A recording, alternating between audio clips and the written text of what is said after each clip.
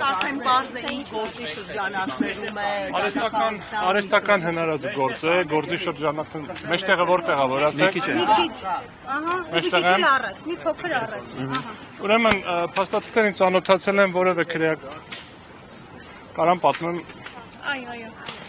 Ծանոթացել ենք փաստաթղթերին, որևէ քրեական գործի հետ ողջամտորեն որևէ աղերս չունի, բոլոր փաստերը, որոնք շարադրված են, չեն նկարագրում որևէ հանցագործություն, չեն համապատասխանում հավաքված հենց քննիչների կողմից կամ դատախազի կողմից հավաքած փաստաթղթերին եւ վերաբերում են 2004 թվականին կատարված մի գործարքի, որը հաստատել է Հայաստանի Հանրապետության կառավարությունը, կառավարության միջոցով որոշմամբ, այդ որոշումը որևէ կերպ չի վիճարկվել եւ այդ գործարքի հետ պարոն Ռոբերտ Քոչարյանը որևէ առնչություն չունի, որ առաջ գնալով որպեսզի չդառնա ինչ-որ բան եմ անում, ընտանիքի անդամները նույնպես առնչություն չունեն։ Հետագայում արդեն, երբ որ արդեն եւ պարոն Քոչարյանը պաշտոն չէր զբաղեցնում եւ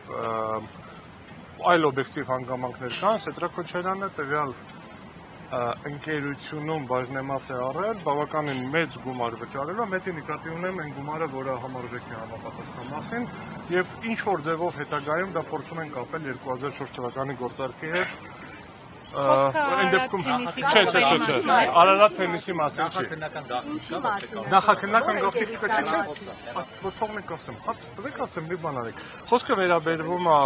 մաստեր կլաս թենիսի տարածքի մասին, այդ բանի օրանժի դիմաց է, մաստեր կլասը, որը կորտերի մաս։ Ու թենիսի կորտերը չի, այդ հատվածին է վերաբերվում ըստ էության, մենք մանրամասները կներկայացնենք նիստում, շարունակություն ուրեմն։ Հողի օտարում չի եղել, վարձակալությամբ են հանձնել այդ հատվածը, այդ հատվածի վրա այլ անձ սկսել է կառուցել, ընդ որում իր գումարներով այդ անձը կա, ռեալ է,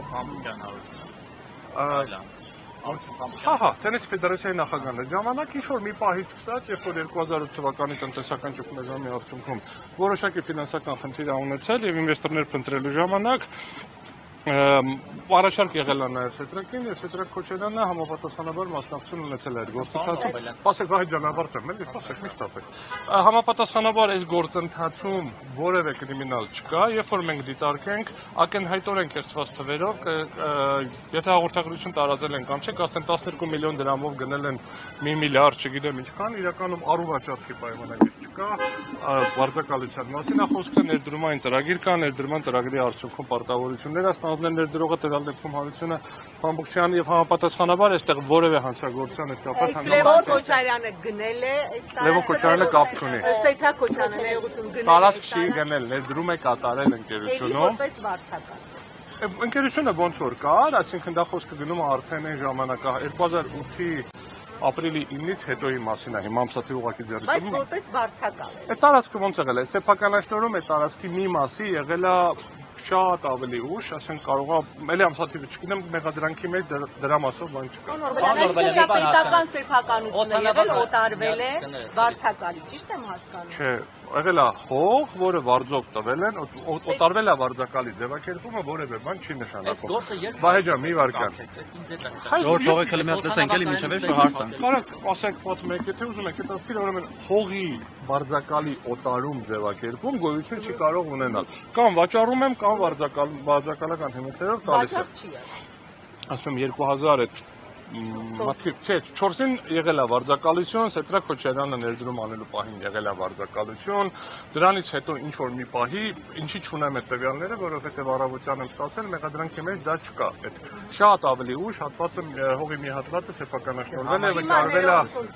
Դուք ուզում եք հարցի Վերեք սենց անեմ, էլի, եկեք դուք պատասխանեք ձեր հարցերին, ես հետո գնամ ներս, էլի ախր հարցը ավարտեմ։ Համայնքի վարձակալության մասին, այս պահին վարձակալություն։ Հայաստանի այս պահին հիմա ինչ կարգավիճակ ունի, չգիտեմ, մեղադրանքը կապ չունի, այն ժամանակ վարձակալության պայմանագիրը կնքվել է պետական գույքի կառավարման ինչ էր կոչվում վարչության եւ այդ ընկերության տնօրենի միջև ում սեփականատերը եղել է Հարություն Փափուկյանը։ Հիմա մեղադրանք։ Մի վարքյան, բերեք սենց, ուրիշ հարց տվեք, հետո Նորբելյան։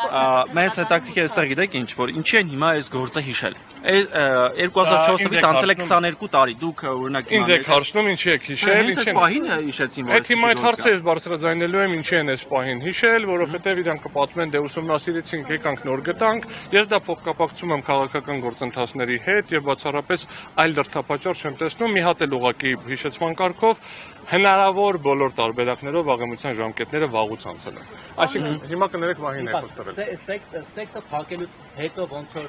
post factum է դատախազի գործը ստեղծել, կարել, Նայեք, հորինել։ հետեւյալ նախնդիրը քրեական մեղադրանք չէր կարող առաջադրվել առանց կենտրոնական ընտրական հանձնաժողովի համաձայնության, կենտրոնական ընտրական հանձնաժողովի համաձայնության ինչպես նկատում եք չկար, որովհետև նոր են բարձրանում այդ համաձայնությունը ստանալու գործընթացին, համապատասխանաբար առանց դրա սեկտը չէր կարող փակվել։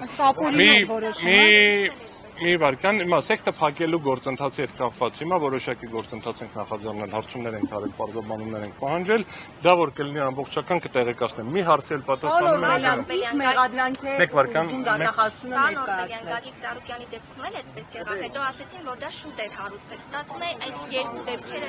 Նայեք,